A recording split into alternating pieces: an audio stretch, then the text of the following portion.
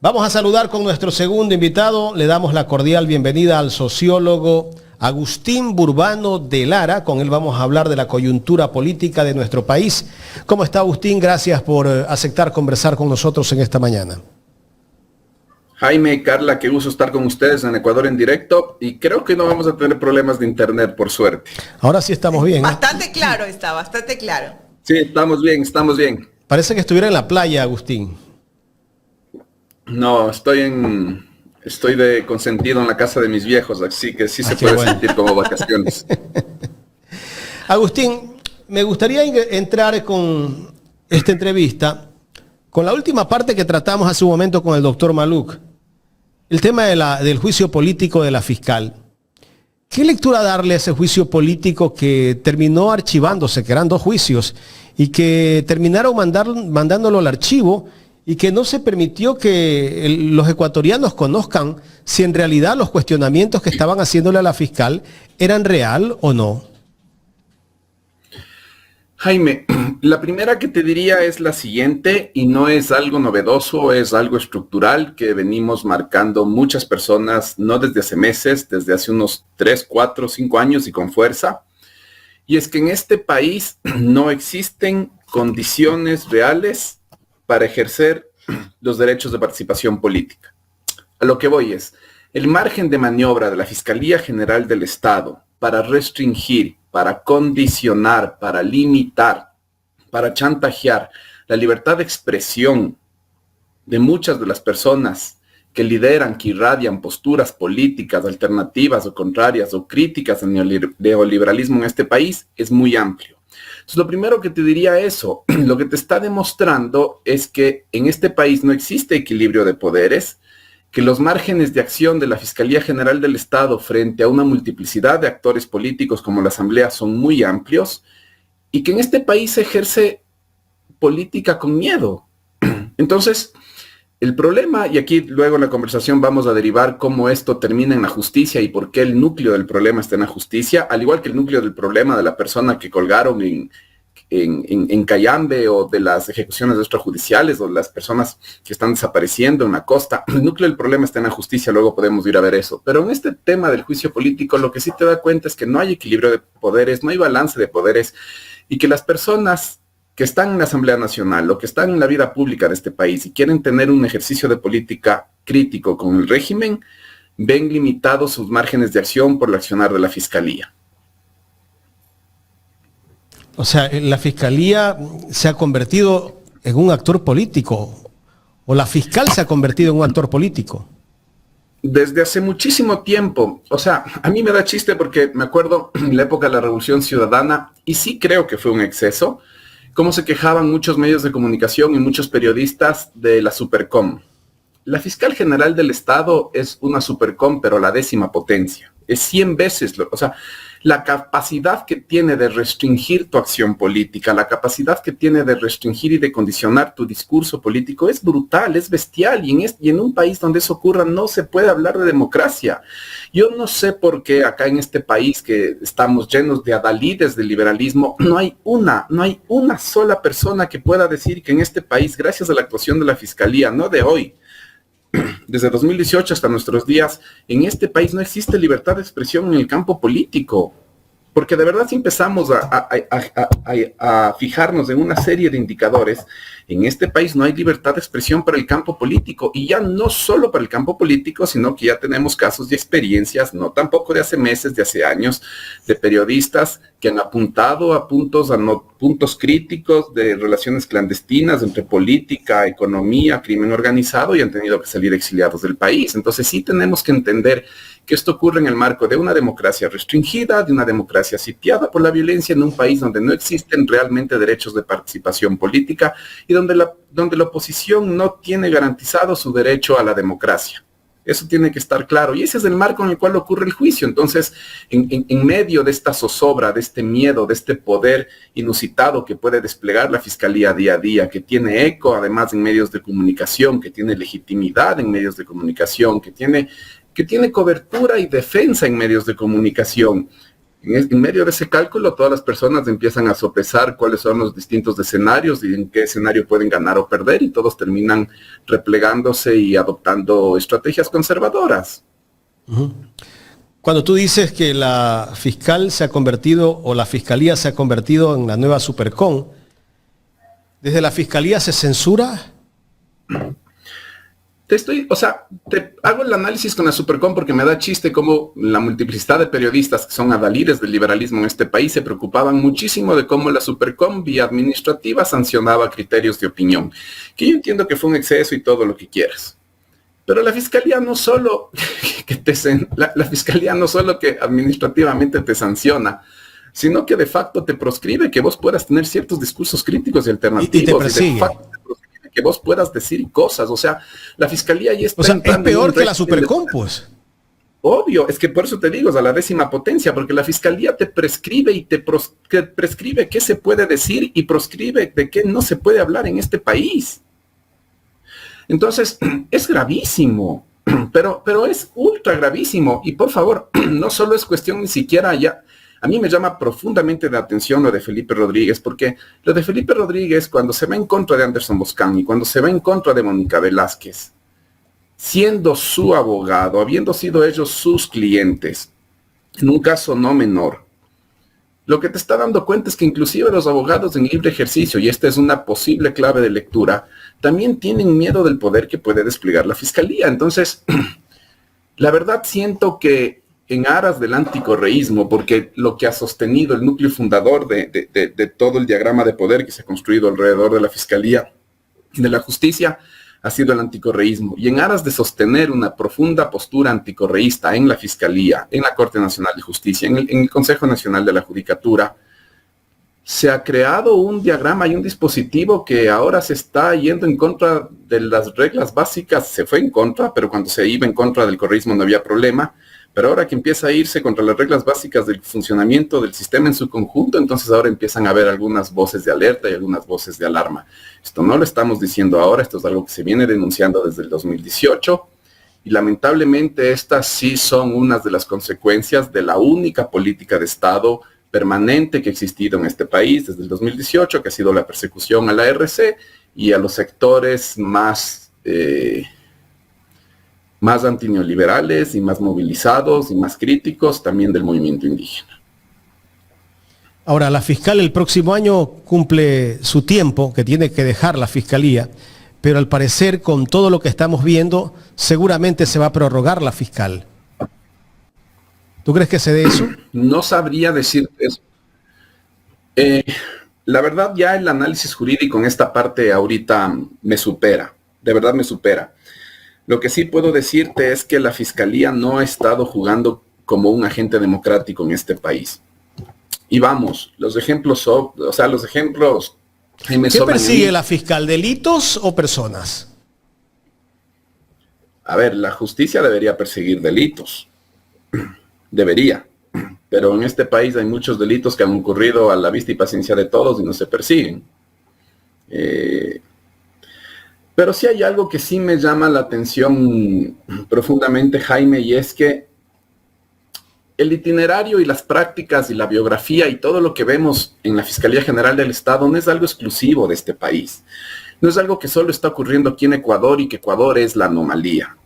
Cuando empiezas a ver cómo ha sido el desempeño de ciertos espacios de justicia o que deberían realizar justicia en Brasil alrededor del juez Sergio Moro, vas a ver todo un conjunto de prácticas muy similares en contra del Partido de los Trabajadores. Y cuando te vas a Argentina y empiezas a ver todo un conjunto de prácticas y estrategias en contra del Frente para la Victoria, especialmente en contra de Cristina Fernández de Kirchner, vas a ver muchísimas coincidencias del Partido Judicial allá, que tiene otras connotaciones, tiene otras formas particulares de expresarse igual que en Brasil.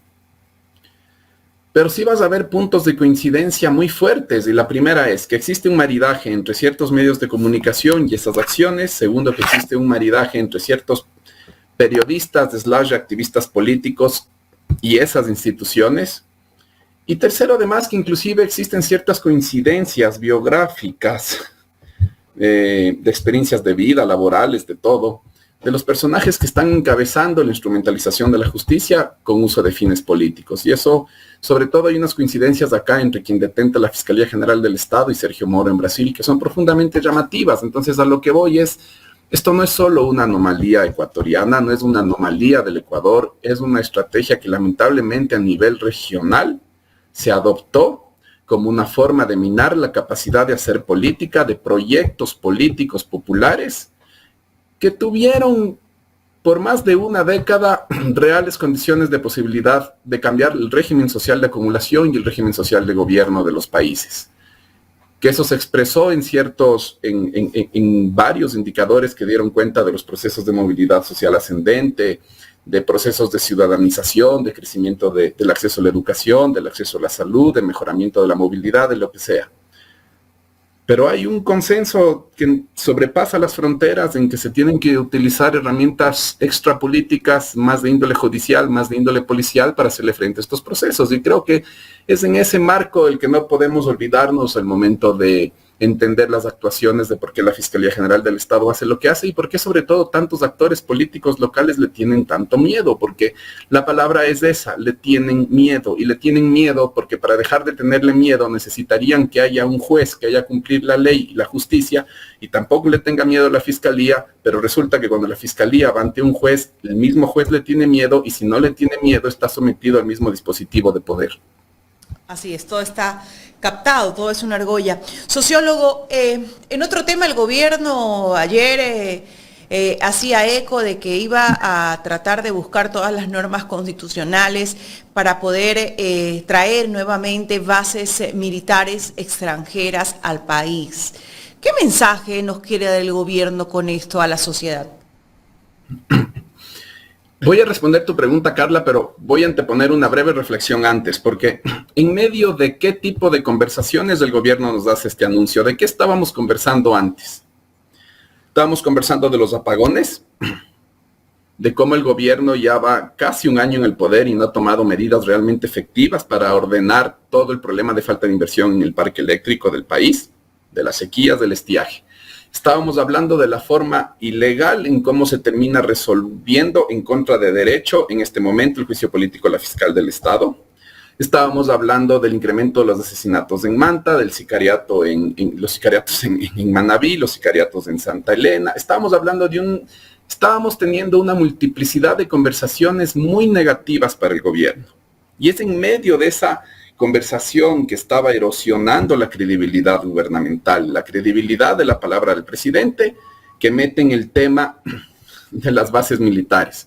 Entonces, lo primero que te quiero decir es que esto tiene una coincidencia muy fuerte como cuando Lasso metió el decreto de liberalización de las armas a los civiles, del porte de armas para civiles. Estábamos conversando todos de cómo Rubén Cherres fue asesinado a cientos de metros de una casa presidencial, y para cambiar la conversación de forma abrupta nos metieron la liberalización del porte de armas. Siento que lo de las bases militares extranjeras es eso, es cambiar abruptamente la conversación, porque al gobierno no le conviene lo que se estaba conversando hasta ese momento. Entonces, lo primero que te diría es eso. Ahora, yéndonos en sí al tema de las bases militares, Colombia tiene 7 bases militares, y no deja de ser el primer país exportador de coca del mundo. Y todo el tiempo que las bases militares han estado en Colombia, la cocaína no ha dejado de crecer en términos de cultivos. Tampoco podríamos decir que fueron las bases militares de Colombia, las bases militares extranjeras en Colombia, las que terminan resolviendo el problema del conflicto armado interno que tenía Colombia. No podemos decir eso. Lo que termina resolviendo el problema del conflicto terminó fortaleciendo las capacidades del Estado colombiano para enfrentar el conflicto armado interno que tenían, que no es para nada el mismo de acá, pero la salida termina siendo política, porque era un problema que también tenía un origen político, la salida termina siendo política. Entonces, aunque tú puedes decir que fortalecieron las capacidades de la fuerza pública de Colombia, no puedes decir de ninguna manera que la solución pasó por ellas. Pudieron haber sido una parte importante, como te digo, para fortalecer las capacidades, pero nada más. Y en ese sentido también hay que recordar unas declaraciones que ya ayer ya se empezaron a viralizar del anterior embajador de Estados Unidos en Ecuador, donde él sí mencionaba que hoy en día por la tecnología, por el desarrollo de la tecnología y las telecomunicaciones, no es necesario tener una base extranjera aquí en Ecuador para poder tener control de lo que está sucediendo en Ecuador. O sea, implementar aquí una base simplemente para tener ciertos niveles de control de lo que a Estados Unidos le interesaría no es económicamente rentable y hay otras formas económicas más interesantes y más eficientes para hacerlo para Estados Unidos. No se olviden que con el exministro de Defensa Jarrín ya se llegaron a acuerdos para el uso de Valtra y hablaban de Valtra como un gran portaaviones gigante estático en las Islas Galápagos. Entonces yo sí creo sinceramente que aquí en el trasfondo hay un deseo de cambiarnos la conversación simplemente. Si tú hablas de volver a autorizar bases militares extranjeras en Ecuador, ¿qué es lo que estás haciendo? Primero vuelves a agrupar al núcleo duro del anticorreísmo dentro de tu bloque político. Segundo, vuelves a activar el discurso correísmo-anticorreísmo en relación con los Estados Unidos. Y te posicionas bastante cerca de los Estados Unidos discursivamente. Y en tercer lugar, sigues apostando por una salida a la eclosión de violencia que estamos sufriendo en Ecuador, que ya sabemos con evidencia que no va a traer resultados positivos, que no ha demostrado resultados eficientes en otras latitudes del continente, pero que cierra también la puerta a otras alternativas que deberían ya empezar a discutirse en este país y que sí han sido satisfactorias, ni siquiera muy lejos, sino solo en el norte, en la frontera norte, en Colombia. Entonces, sí creo que viene por ahí lamentablemente, Carla. Creo que es más una movida política, de comunicación política, más que algo que responda de verdad a una estrategia profunda. Como acostumbra el gobierno, ¿no? Estas cortinas de humo un poco para desviar la atención en momentos de crisis, momentos caóticos, sobre todo en estos momentos de crisis energética, cuando el gobierno ya anuncia pues que va a haber apagones de forma más seguida. Ahora, sociólogo, justamente con nuestro anterior invitado conversábamos si este tema de los apagones le va a pasar factura o no al gobierno de Noboa. Porque bueno, primero él, y aquí viene, ¿no? Primero él hace el anuncio de que no va a cobrar, va a condonar valores de las planillas eléctricas hasta determinados kilovatios. Posterior a eso nos anuncia que va a haber un día de apagón.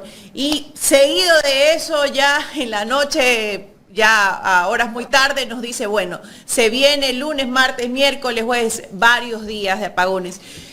Pensaríamos o podríamos pensar que en determinada cuenta le va a pasar en algún momento factura al presidente, pero nos decía, por ejemplo, el economista Maluk tras sus encuestas, de que sí tiene Daniel Noboa un voto duro, ¿no? Entonces, desde el punto de vista social, ¿cómo puede percibir la ciudadanía esto? ¿Lo va a percibir de forma en la que muchos la percibimos, que no han tenido un plan, inexperiencia del gobierno, o lo va a seguir percibiendo desde la otra ala, que es que está haciendo todo lo posible el presidente por solucionar problemas de otros gobiernos? A ver, yo a veces sí creo que debe haber alguna sala en Carondelet donde se juntan con un whisky y se cagan de la risa de lo tontos que somos. O sea, en algún punto creo que ya hay un ejercicio de cinismo de lo tontos que deben sentir que somos los ecuatorianos, porque nos dicen que va a haber un apagón masivo el miércoles que no tiene nada que ver con el estiaje, que van a hacer otras cosas, y luego ya nos sacan un calendario de apagones con toque de queda de 10 de la noche a 6 de la mañana. Nos profundizan la eliminación del subsidio a los combustibles y después dicen que van a regalar la tarifa eléctrica por 3 meses. O sea, hay cosas en este país que no se sostienen, que no son racionales, que son de replay, y sí creo que en algún punto se deben estar cagando de la risa de nosotros.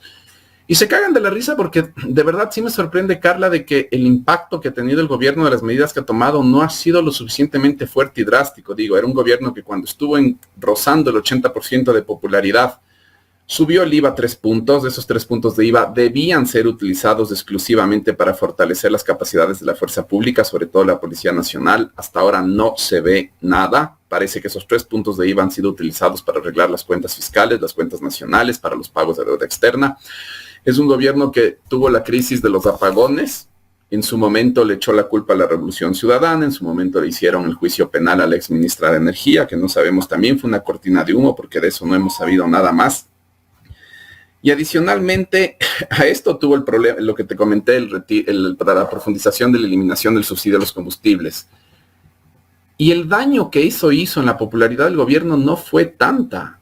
Y es ahí a mí donde, es esa la pregunta que a mí me sorprende. ¿Por qué no se logró afectar la popularidad del gobierno en la medida en que uno hubiese esperado que esas tres medidas lo hagan. Y yo ahí la hipótesis que tengo es que en gran parte por la conversación inicial que tuvimos, porque alrededor de la fiscalía hay todo un entramado de poder que no construye condiciones realmente democráticas para ejercer política en este país, y algunos discursos están restringidos, y algunos discursos y varias perspectivas críticas están de facto proscritas o censuradas. Creo que eso dificulta mucho, por una parte, la capacidad de los actores políticos de oposición de hacer realmente la política que la ciudadanía espera de ellos, y también porque, ya poniendo un ojo más crítico dentro de organizaciones políticas alternativas, en parte por la persecución política, en parte por la falta de procesos internos de competencia y de renovación, no se han innovado los discursos y los repertorios de la manera en que el país requiere. Este ya no es el país del 2017, es un país en el que lamentablemente se sucedieron una profundidad de transformaciones negativas todas desde el 2017. Eso se ve en la experiencia de vida de la ciudadanía. Y esto sí está dificultando la capacidad de las organizaciones políticas de oposición de empezar a irradiar discursos alternativos que de verdad se masifiquen y empiecen a construir ciertos procesos de identificación política entre la ciudadanía. Entonces, siento que el gobierno sí está haciendo mucho de su parte para que su credibilidad se mine, pero siento que por estrategias antidemocráticas, por estrategias autoritarias, por estrategias violentas, y también por una falta de renovación interna de algunas organizaciones políticas alternativas, no se está pudiendo politizar ese descontento de la manera en la que en otros momentos se lo hubiera logrado. Entonces, eso es lo que creo. Creo que lamentablemente estos apagones sí le van a afectar al gobierno, pero creo también que ahí en el balance de intercambios y de acuerdos con ciertos medios de comunicación, el gobierno va a estar bastante blindado. Y como te digo, las capacidades de aprovechar esto en su favor de las organizaciones políticas alternativas no son las mejores, entonces vamos a ver qué va a pasar. Creo que el gobierno a la final va a tratar de llegar a la primera vuelta electoral valiéndose sobre todo del tema de la violencia. Cuando necesite crecer su popularidad, va a apretar un poco las tuercas con los militares y con la policía haciendo presencia en territorio. Luego la estrategia se relaja, empieza a crecer de nuevo la criminalidad, la gente vuelve a experimentar miedo, vuelve a demandar más mano dura, el gobierno vuelve a llegar con la mano dura, y creo que va a ser el gobierno que los momentos en los que llegue a los enclaves electorales, que son muy importantes y decisivos, el momento que el gobierno llegue con la mano dura va a hacer coincidir con los tiempos electorales para que haya una mayor afinidad electoral con ellos. Lamentablemente siento que esta es la estrategia que nos vienen aplicando ya hace meses. Ahora, sociólogo, está prácticamente asegurando Daniel Noboa estar en una segunda vuelta. Y dentro del panorama electoral quizás es muy pronto, ¿no?, para poder identificar los porcentajes, quiénes van a ir en ascenso, quiénes se van a mantener o de pronto quiénes van a descender. Pero algo que sí se avisó en este país es que hay una segunda vuelta. En esa segunda vuelta podemos, digamos, que estar dentro de la medida de lo posible seguros de que esa segunda vuelta va a ser entre Daniel Noboa y Luisa González, ¿o puede haber una sorpresa? Es muy buena pregunta, Carla, porque nadie tiene la bolita de cristal en este país, te puede cambiar. O sea, como decía Jacobo García, pensar al fin de semana en este país es de excederse de largo plazo. El asesinato de Fernando Villavicencio nos mostró eso. Pero sí te quiero decir que para mí el riesgo, uno de los escenarios posibles, es que el gobierno gane en primera vuelta. O sea, para mí, uno de los problemas y una de las críticas y una de las observaciones que yo tengo al famoso proceso de diálogo de las izquierdas es que nunca se plantearon la posibilidad de que hay que llegar a la primera vuelta como si fuese la segunda vuelta. Y me parece que faltó una lectura de conjunto de todo el bosque en el cual se privilegiaron ciertas estrategias individuales y que no le sacó a ese proceso el jugo que tenía que sacarle y que le faltó practicidad.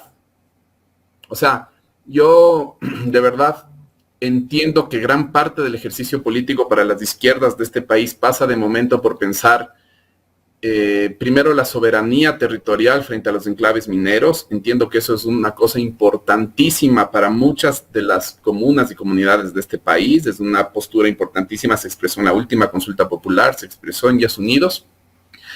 Pero creo que anteponer eso a los derechos de participación política era un error.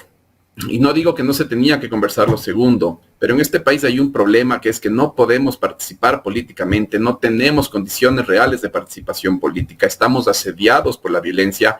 El régimen de poder que nos gobierna no tuvo inconveniente en dejar que asesinen a uno de los suyos en la pasada elección. Ese es el nivel del régimen de poder que nos está gobernando, del bloque de poder que nos está gobernando. Si eso no entendemos y no ponemos en el primer plano que lo primero que tenemos que hacer es empezar a bregar por una defensa irrestricta de nuestros derechos de participación política, entonces no estamos entendiendo el momento que nos está atravesando.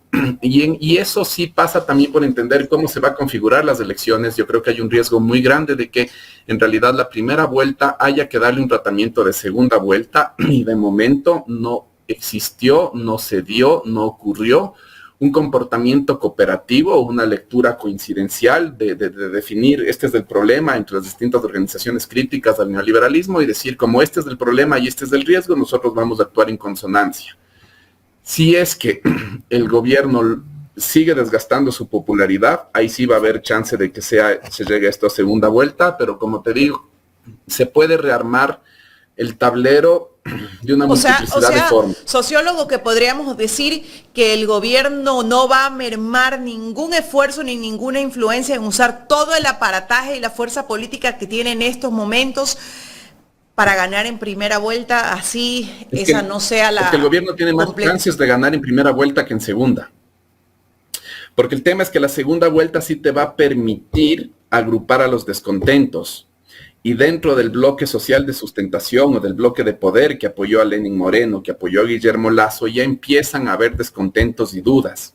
Y ya hay un sector de la derecha, de Quito, de Guayaquil, que es muy de derecha, pero que tiene un poquito de mayor nivel de compromiso con la democracia, que ya no está detrás del gobierno de Daniel Noboa, porque sabe que el gobierno de Daniel Noboa está cruzando muchas líneas rojas para el ejercicio de la democracia. Entonces, la capacidad de la oposición de aunar el descontento en una segunda vuelta es mucho mayor que la que tiene el gobierno. Entonces, en ese sentido, al gobierno lo que le conviene es tratar la elección y ganar la elección en primera vuelta, y desde las organizaciones que tienen una estrategia o una postura alternativa, crítica al neoliberalismo, esa lectura no se ha dado. Y estamos siendo funcionales a esta estrategia del gobierno. Yo creo que el gobierno va a apostar por hacer todo en la primera vuelta. Por eso es lo de las tarifas eléctricas, por eso es un montón de cosas. ¿Quién podría dañarle al gobierno la estrategia? Es Jan Topic. Justamente esa era mi pregunta. Justamente esa era mi pregunta, porque estamos en dos puntos polarizados, ¿no? El correísmo, el anticorreísmo, y sin duda alguna Daniel Noboa está respondiendo al anticorreísmo. Y ese perfil que usted menciona, el de Jan Topic, ¿podría opacar a Daniel Noboa? ¿Podría mermarle votos? ¿Quién podría disputar una segunda vuelta? ¿O cómo se podría disputar esa segunda vuelta? Ya tenemos un precedente, ¿no? Cuando Lasso disputaba la segunda vuelta con Yacu. ¿Podría pasar algo similar? Habían dos figuras, ahora ya queda una, que podían de verdad afectarle la imagen al gobierno y que podían dañar la estrategia del gobierno. La primera es Jan Topic. Jan Topic sigue en la lid, sigue en carrera. El problema que tiene Topic en este momento, y como yo lo estoy viendo desde afuera, es que no logra generar un acuerdo y confianza mínima del establishment que nos viene gobernando desde Lenín Moreno hasta nuestros días con su figura. Él no le ha hecho sentir a todo el sector bancario, financiero, mediático, agroexportador nacional de este país, no le ha hecho sentir de qué manera él va a poder y va a garantizar todavía la reproducción de sus intereses. Y eso es lo que creo que ha hecho que Jan Topic no tenga el apoyo de ciertos sectores del establishment que él hubiese esperado, a pesar de ser un tipo de derecha y a pesar de estar bregando por una política de mano dura, que es lo que muchos de esos sectores vienen demandando. Creo que la otra figura que podía afectar fuertemente la estrategia del gobierno era José Serrano.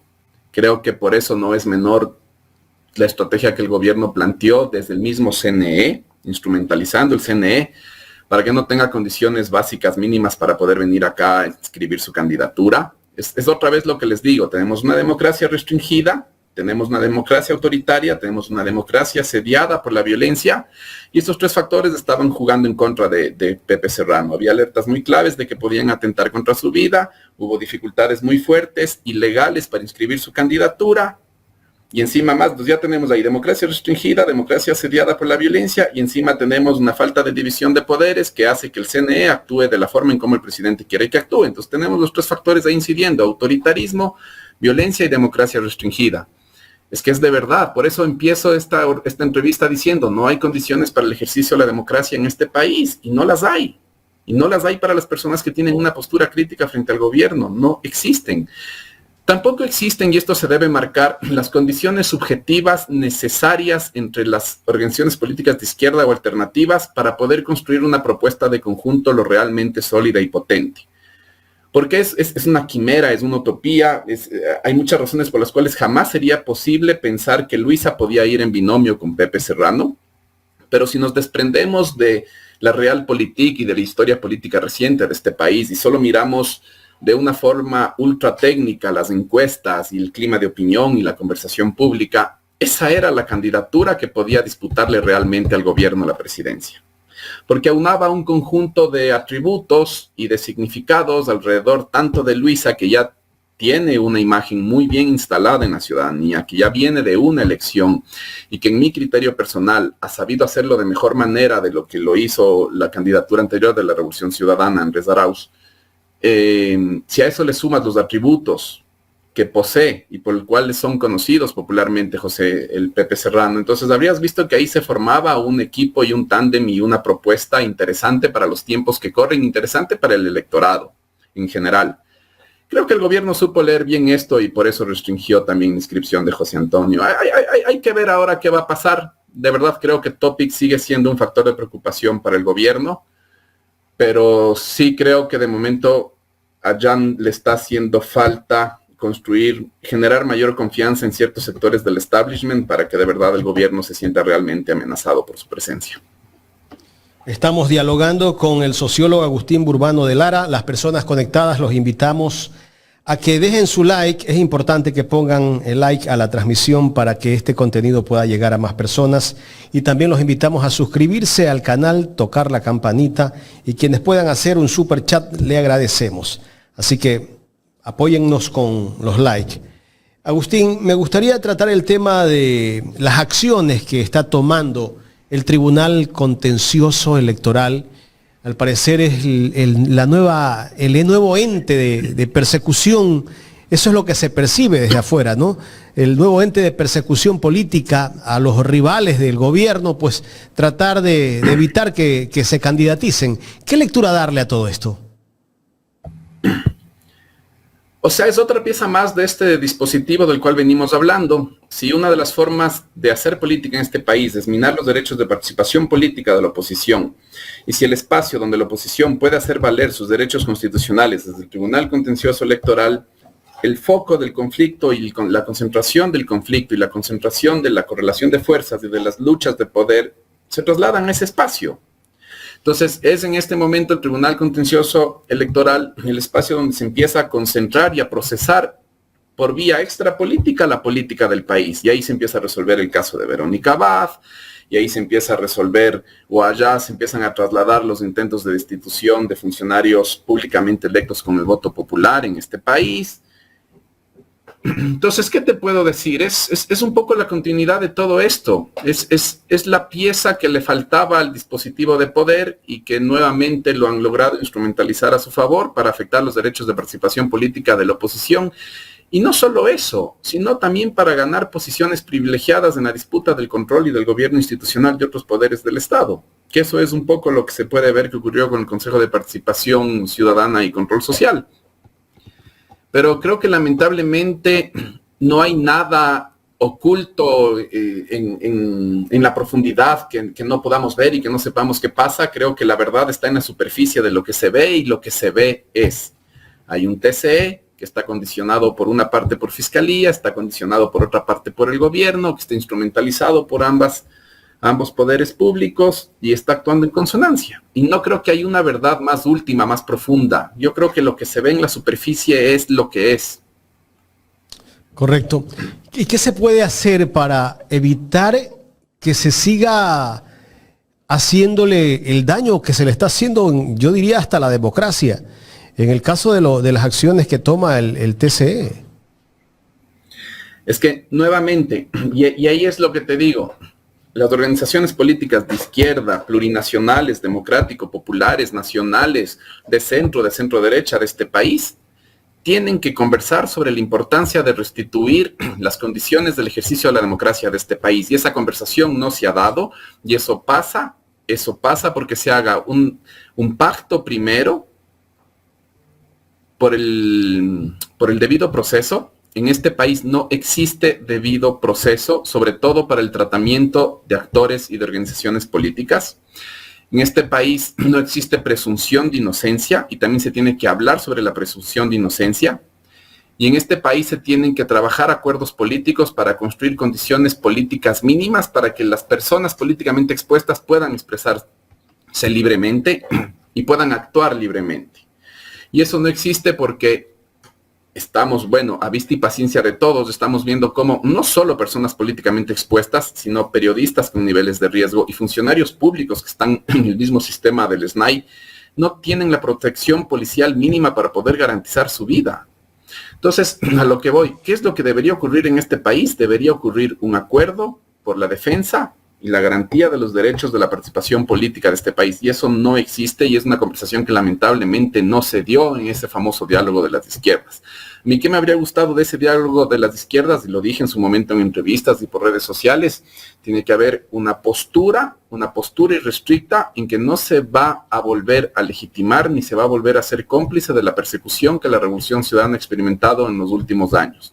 Lo mismo que gran parte del sector indígena más contestatario contra el neoliberalismo ha experimentado en los últimos años. Y esas cosas no se han dado. Y esas cosas son básicas para tener confianza mutua entre las organizaciones. Y si las organizaciones no acuerdan, hey, estas van a ser las reglas de juego que nos van a regir, si ni siquiera hay ese pacto, entonces no tenemos una comunidad política que pueda en realidad empezar a construir un acuerdo, una postura, una tesis, un plan que nos pueda sacar al país de la vorágine de caída libre en la que estamos.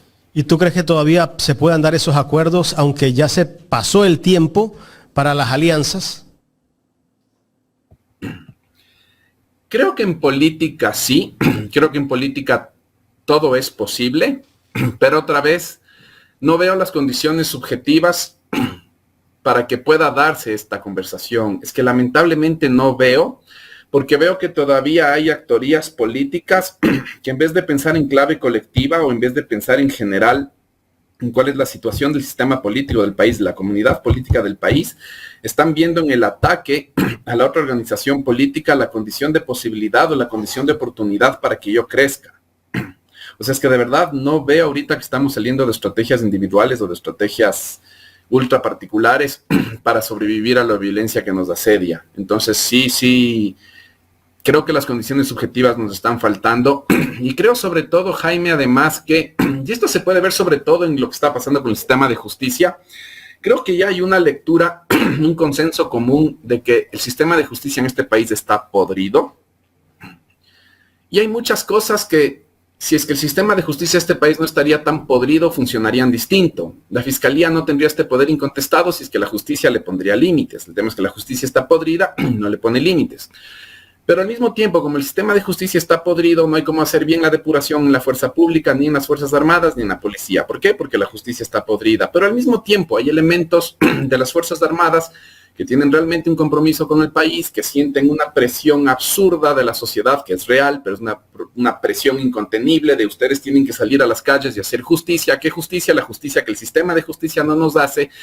No están preparados para eso, no tienen ni el mandato constitucional, ni institucional, ni la doctrina para hacer eso, pero el rato que salen a las calles a controlar, o el rato que van a las cárceles a controlar, no saben cómo resolver este problema, empiezan las torturas, empiezan los desollamientos, empiezan las ejecuciones extrajudiciales. No les estoy exculpando, no creo que es justificable, entiendo por qué sucede porque tienen una presión de resolver el problema de violencia de este país y no tienen un sistema de justicia para derivar a las personas a que reciban el tratamiento adecuado. Y lo mismo está pasando, por ejemplo, con lo que vimos en Cayambe. encuentran a un presunto asesino, empieza un proceso popular de linchamiento, de ajusticiamiento. ¿Por qué? Porque la gente no cree en la justicia. Entonces, en algún punto, estamos ya claros de que el problema profundo de este país es la corrupción en el sistema de justicia, es la podredumbre del sistema de justicia, pero nadie que realmente tiene capacidad de decisión en este país, en el establishment y en las élites, quiere afectar o depurar o modernizar o limpiar o reformar el sistema de justicia, porque es el sistema de justicia que ha servido para perseguir a la Revolución Ciudadana y para perseguir al correísmo. Y el correísmo termina siendo para las élites de este país el hecho maldito, es lo que nunca hubiesen querido vivir, es el fantasma que no quieren volver a vivir, es la realidad que no quieren volver a experimentar y no quieren hacerlo porque con sus multiplicidades de aciertos y con sus errores, le dio al Estado una relativa autonomía respecto de sus intereses particulares y concretos, y no quieren arriesgarse que eso jamás vuelva a ocurrir. Entonces, están dispuestos a tolerar todos los problemas que el sistema de justicia nos está trayendo a costa de no dañar el uso y los efectos antidemocráticos de persecución a la Revolución Ciudadana que el sistema de justicia ha tenido. Yo no sé hasta cuándo, de verdad no sé cuál es el precio que tenemos que pagar como país para que de una vez por todas de las élites y el establishment que nos ha gobernado en estos últimos 7, 8 años, se decidan de verdad reformar el sistema de justicia, aunque eso implique perder el uso y la instrumentalización que han tenido de este mismo sistema en contra de la Revolución Ciudadana. Pero así estamos. Así como estamos en este momento, creo que no va a pasar. Hemos visto cómo se sigue acusando de todos los problemas del país. No los problemas de hace 15 años, sino de todo lo que está viviendo el Ecuador en este momento. Que la culpa de todos esos problemas, que si algo no funciona en este momento, en este gobierno, la culpa es de Correa. Pues bueno, el gobierno invierte millones de dólares, me imagino, en campañas digitales con troles. Ellos tienen granjas de troles que se dedican a tratar de descalificar todo lo que hizo el correísmo, ¿no? Y tratar de posicionar el discurso del odio, el discurso anti, para captar el voto joven o el voto anticorreísta, que es lo que busca el gobierno. Sí, total. Y la receta no es nueva, Jaime. Pero ahí la pregunta es, en medio de esto que está sucediendo, ¿qué podemos o qué se puede hacer desde nuestro lado? Y ahí también sí me llama la atención de por qué no estamos haciendo las cosas que la Revolución Ciudadana sí supo hacer, y no solo la Revolución Ciudadana, el conjunto de organizaciones que tenían una postura alternativa para el país en los meses inmediatos anteriores y posteriores a Montecristi. Y te digo esto porque todo lo que ocurre explica mucho de lo que está pasando, toda la persecución explica mucho de lo que está pasando, pero hay cosas que sí podríamos hacer y no estamos haciendo. Entonces yo me pongo a pensar, tenemos en Guayaquil, tenemos en Esmeraldas, tenemos en Los Ríos, tenemos en Machala, ahora ya empieza a ocurrir también en Sucumbíos, en Lago Agrio, pero hay toda una comunidad de familiares, de personas que están atravesadas profundamente por la violencia en los barrios, en las comunas, en las comunidades y en el sistema carcelario.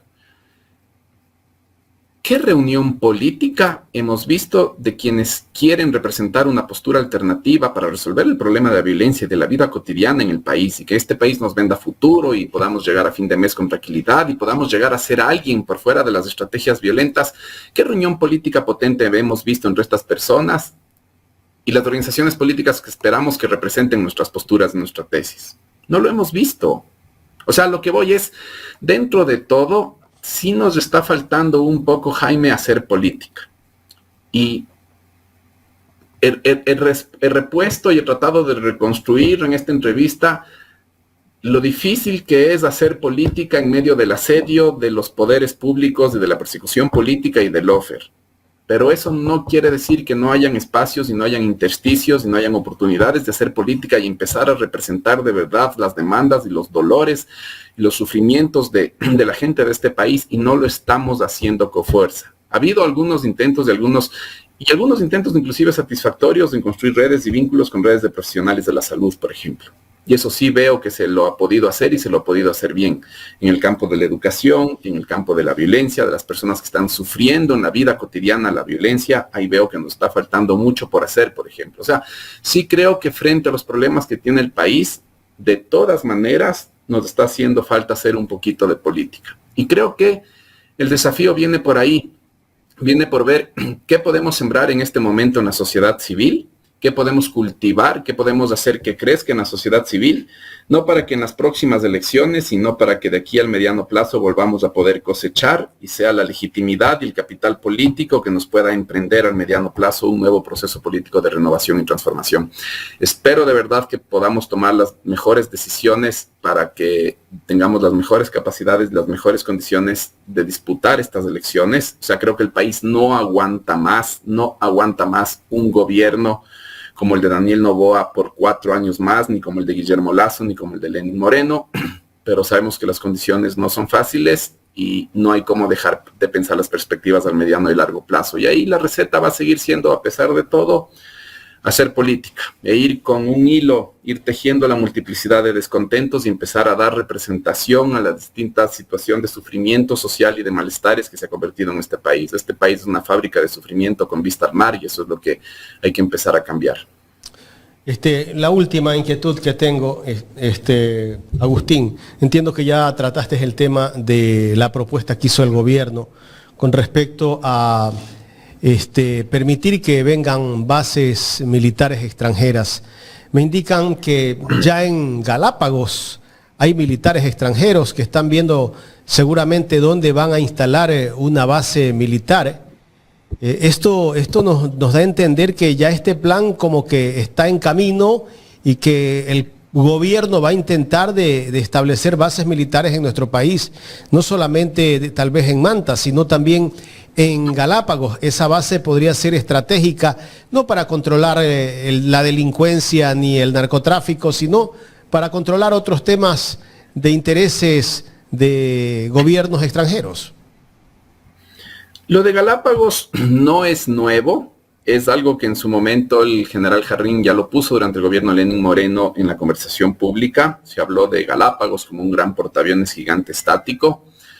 Como te digo, a mí sí me faltarían elementos en detalle de saber qué está pasando ahí efectivamente, pero también sí creo que la realidad y las capacidades militares y las capacidades de realización de inteligencia de hoy en día no son las mismas que la de finales de los 90, principios de los 2000, en que se suscribió el FOL, el puesto avanzado para la base de Manta, que no era en estricto sentido una base militar, pero eso es otra conversación.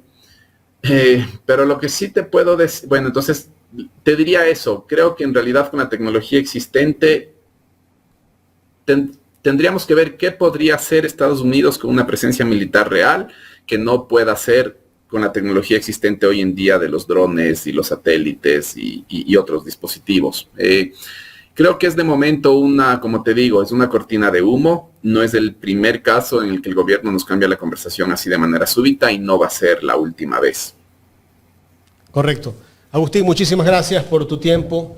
Gracias por habernos dado esta entrevista y hablar de los temas de la coyuntura política de nuestro país. Jaime, gracias a ti. Carla, qué gusto. Un saludo a toda la audiencia. Gracias al sociólogo Agustín Burbano de Lara conversando con nosotros en esta mañana aquí en Ecuador en directo.